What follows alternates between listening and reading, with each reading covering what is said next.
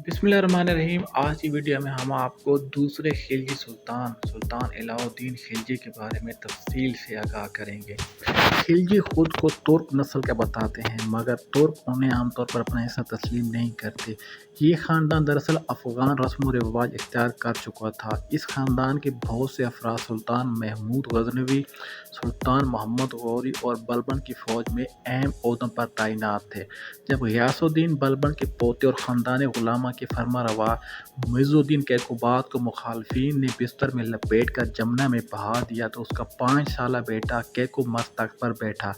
इसे 71 साल के जलालुद्दीन फ़िरोज़ खिलजी ने रास्ते से हटाकर दिल्ली के तख्त पर विराजमान हो गया, और इसके साथ ही हिंदुस्तान में खिलजी ख़ानदान के इक़्तिदार का आगाज़ हुआ, जो 1290 से लेकर 1230 तक यानी तकरीबन 30 बरस तक जारी रहा।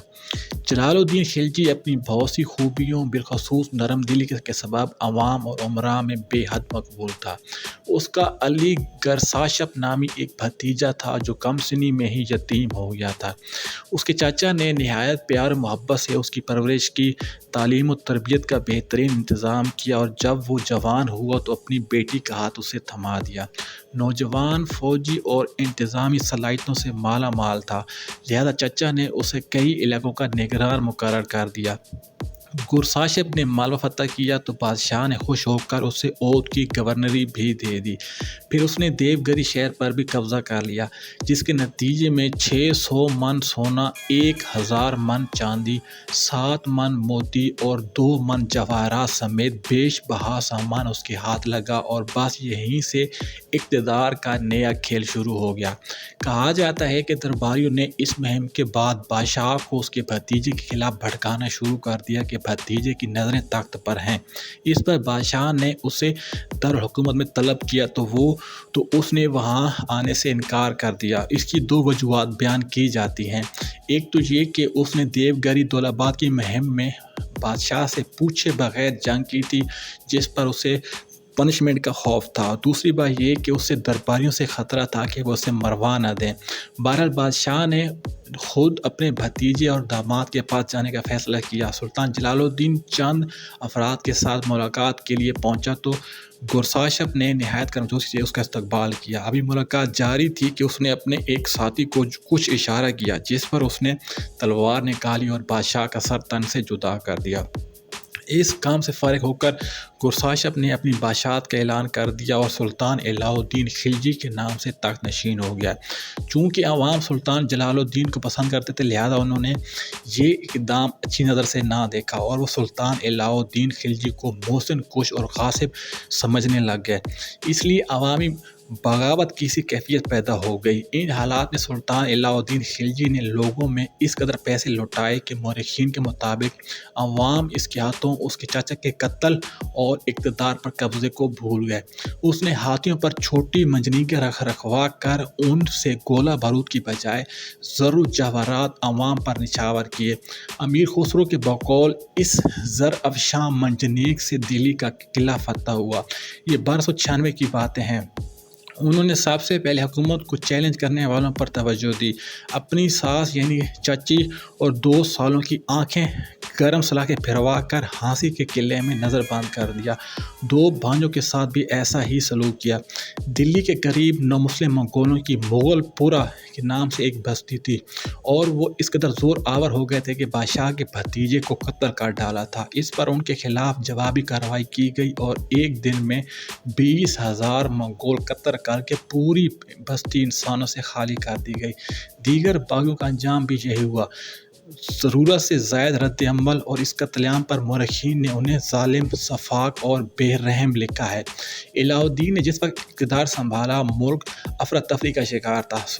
सुल्तान जलालुद्दीन की नरम मिजाजी इस हद तक बढ़ गई थी कि वो जराइम पेशा अफराद बेखौफ होकर वारदातें करते थे, बागी सर उठा रहे थे। दरबार साजिशों का गढ़ बन चुका था। उमरा मनमानी पर उतर आए थे, और खल्के खुदा इन हालात में सख्त परेशान थे। कई बार उस पर कतलाना हमले हुए। इन हालात में उसने اس عمر پر غور کیا کہ آخر بغاوتیں کیوں ہو رہی ہیں اور عوام حکومت سے مطمئن کیوں نہیں۔ یہاں سے ہماری ایک نئے علاؤ الدین خلجی سے ملاقات ہوتی ہے، جو ایک بہترین منظم، عزم ارادے کا پکا اور عوام کا حقیقی معنوں میں خادم تھا۔ تاریخ فرشتہ کے مطابق وزراء اور مشیروں نے انہیں مشورہ دیا کہ حالات کی خرابی کی بنیادی طور پر 4 وجوہ ہیں۔ پہلی، بادشاہ کا رعایا سے غافل ہو کر اپنے ہی معاملات میں مصروف رہنا۔ 2، شراب نوشی اور دیگر نشوں کی کثرت۔ لوگ کام دھندوں میں مصروف رہنے کی بجائے عیش و آرام میں غرق رہتے ہیں۔ 3، اہم حکومتی عہدیداروں کے آپس میں گہرے تعلقات، گویا وہ ایک مافیا کی صورت اختیار کر چکے ہیں۔ اور 4، دولت کی ضرورت سے زیادہ اور کسی ضابطے کے بغیر فراوانی۔ لہذا علاؤ الدین خلجی نے ملک اور عوامی مفاد پر مبنی اصلاحات کا آغاز کیا۔ انہوں نے سب سے پہلے جاسوس کا نظام عرصۂ نو منظم کیا تاکہ نہ صرف ریاستی اور حکومتی معاملات سے باخبر رہیں بلکہ عوام کی حالت بھی ان سے پوشیدہ نہ رہے۔ مورخین نے ان کے جاسوسی نظام کے بارے میں ایسی تفصیلات بیان کی کہ اگر وہ تواتر سے سامنے نہ آتی تو ان پر یقین کرنا مشکل ہو جاتا۔ بتایا جاتا ہے کہ ان کے جاسوسی نظام میں گھروں میں کام کرنے والے ملازم حجام، دھوبی تک شامل تھے۔ رات کو امراء کے گھروں میں جو بات چیت ہوتی، صبح وہ دربار میں حاضر ہوتے تو ساری گفتگو ان کے سامنے رکھ دی جاتی۔ حالت یہ ہو گئی تھی کہ امراء گھروں میں بلند آواز سے گفتگو کرتے ہوئے ڈرتے تھے۔ مسلمانوں کا عروج و زوال۔ مولانا سعید احمد اکبر آبادی اسٹینلے لین پول کے مطابق خبر رسانی کا یہ نظام روسی نظام سے بھی سخت تھا۔ حکومتی عہدیداروں نے جاسوسی کے خوف سے سازشیں کرنا چھوڑ دیں اور دوسری طرف بادشاہ عوام کے حالات سے براہ راست آگاہ رہنے لگ گیا۔ پھر یہ کہ بادشاہ تک اطلاعات پہنچنے کے خوف سے تمام حکام پوری توجہ سے اپنے فرائض سر انجام دینے لگے، جس سے ملک میں امن و امان کی صورتحال بھی بہتر ہو گئی۔ سلطان نے شراب چھوڑنے کا اعلان کیا اور دربار میں شراب سے بھرے مٹکے توڑ دیے۔ عبدالقادر بددیوانی نے منتخب التواریخ میں لکھا ہے کہ بدایوں کے دروازے پر اتنی شراب انڈیلی گئی کہ موسم برسات کی طرح کیچڑ نظر آنے لگا۔ اس کے بعد شراب کی خرید و فروخت پر مکمل پابندی عائد کر دی اور اس حکم پر انتہائی سختی سے عمل کروایا گیا۔ نیز جواریوں پر بھی ہاتھ ڈالا گیا اور اس اقدام سے معاشرے کے اخلاقی سدھار میں بہت مدد ملی۔ لوگ نشہ جوا چھوڑ کر اپنے کام دھندوں میں لگ گئے۔ امراء کا گٹھ جوڑ توڑنے کے لیے حکم جاری ہوا کہ اعلیٰ حکومتی عہدیدار بادشاہ کی اجازت کے بغیر آپس میں رشتہ داریاں نہیں کریں گے اور انہیں ہر طرح کی تقاریب کے انعقاد کے لیے بھی پیشگی پرمیشن لینی ہوگی۔ اس طرح مخصوص لوگوں اور خاندانوں کی دربار پر گرفت کمزور کی گئی۔ ماضی کے حکمرانوں نے من پسند افراد کو بڑی بڑی جاگیریں عطا کر رکھی تھیں، جبکہ بہت سے افراد شاہی خزانے سے بھاری وظائف سمیٹ رہے تھے۔ علاؤ الدین نے ایسی تمام جاگیریں ضبط کر لیں اور وظائف کا سلسلہ یا تو ختم کر دیا یا پھر ان میں کمی کر دی۔ اس سے یوں ہوا کہ جو لوگ سرکاری جاگیروں اور وظائف پر پل رہے تھے اور اپنا سارا وقت بے مقصد سرگرمیوں یا جوڑ توڑ میں گزارتے، اب آمدن کی تلاش میں لگ گئے۔ یوں ایک طرف سرکاری وسائل کی بچت ہوئی، معاشی سرگرمیاں بڑھیں تو دوسری طرف سازشوں کا بھی سدباب ہوا۔ اس طرح انہوں نے نمبرداروں، گاؤں کے سربراہ سے ٹیکس وصولی کا اختیار چھین لیا۔ یہ بڑے زمیندار عام افراد اور چھوٹے کاشتکاروں کو بہت تنگ کیا کرتے تھے۔ انہیں چھوٹی چھوٹی فوج رکھنے کی اجازت تھی تاکہ بوقت ضرورت کام حکومت کو سپاہی فراہم کر سکیں، لیکن وہ ان سپاہیوں کے ذریعے نہ صرف عوام پر ظلم کرتے بلکہ بادشاہ کے خلاف بغاوت بھی کرتے رہتے۔ علاؤ الدین نے ایسے اقدامات سے انہیں بے دست و پا کر دیا۔ علاؤ الدین خلجی کی معاشی اور زرعی اصلاحات خاص طور پر اہمیت کی حامل ہیں کہ ان سے پہلے اس نوعیت کا کام یا محدود پیمانے پر ہوئے۔ انہوں نے زمین کی پیمائش اور زرعی ٹیکسز کے تعین کے لیے ایک نہایت قابل اور دیانتدار افسر کا انتخاب کیا، جس نے بڑی محنت سے دوابہ، مالوا اور پنجاب کے تمام زیر کاشت رقبے کے ایک ایک گاؤں میں جا کر پیمائش کی اور مالیہ کا تعین کیا۔ پہلے گاؤں کے چودھری یا نمبردار ٹیکس وصول کرتے تھے، جو آدھا حکومت اور آدھا ان کی جیبوں میں جاتا تھا۔ اس طرح ٹیکس وصول کرنے والے سرکاری عہدیدار بھی رشوت اور نذرانوں کے عادی ہو چکے تھے۔ بادشاہ نے سینکڑوں رشوت خور سرکاری ملازمین کو فارغ کر دیا۔ مورخین کے مطابق علاؤ الدین پہلا بادشاہ تھا جس کے ہاتھ पटवारियों तक पहुँचे। नेज़ उसने चौधरियों की बजाय दयानतदार सरकारी मुलाजमीन के ज़रिए ज़रूरी टैक्स वसूल करना शुरू किया, जिससे आवाम ने सुख का सांस लिया कि उनकी रिश्वतों और ज़ायद टैक्स की से जान छूटी तो हुकूमत का ख़जाना भी भर गया। तारीख़ फ़िरोज़ शाही के मुसन्निफ़ का कहना है कि चंद ही साल में चौधरी नंबरदारों की सारी अकड़ जाती रही। घोड़े की सवारी, कीमती लिबास पहनना, असला लगाना, पान चबाते फिरना सब मौकूफ़ हो गया।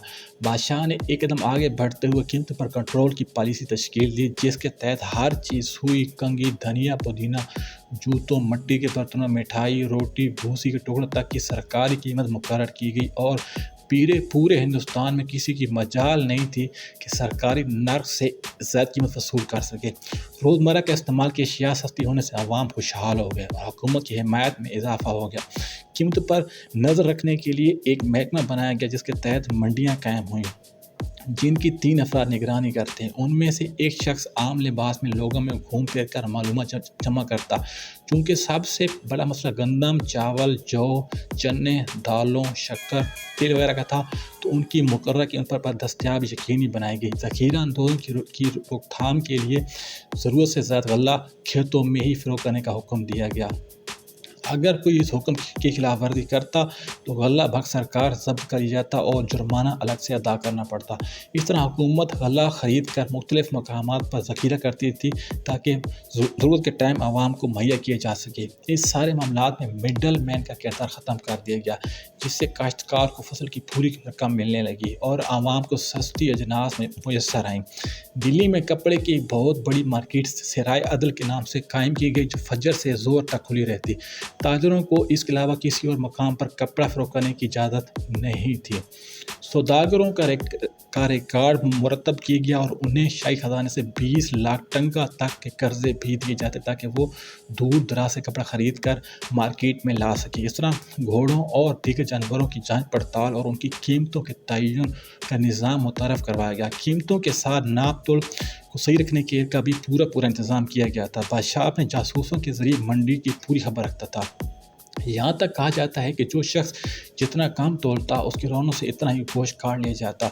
ज़ियाउद्दीन बनी ने लिखा है कि चूँकि लोग अमूमन बच्चों या मोटी अकल वालों को चीज़ें फ़रोख्त करते हुए नाप तोल में डंडी मार जाते थे, तो बादशाह ने बच्चों को पैसे देकर मुख्तलिफ़ चीज़ें मंगवाता, फिर मंडी के निगरान के सामने उन्हें तोला जाता। अगर वज़न पूरा ना होता तो ऐसे ताजर की रांड से गोश्त काट लिया जाता।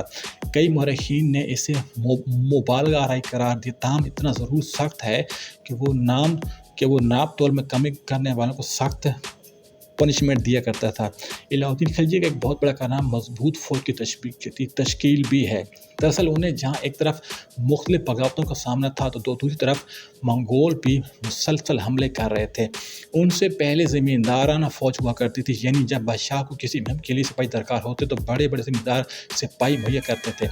अलाउद्दीन ने एक मुस्तकिल फ़ौज कायम की जो 5 लाख से ज़्यादा जवानों पर मुश्तमिल थी और उन्हें जदीद असले से लैस किया गया। इस मकसद के लिए असला सादी के कई कारखाने कायम किए गए।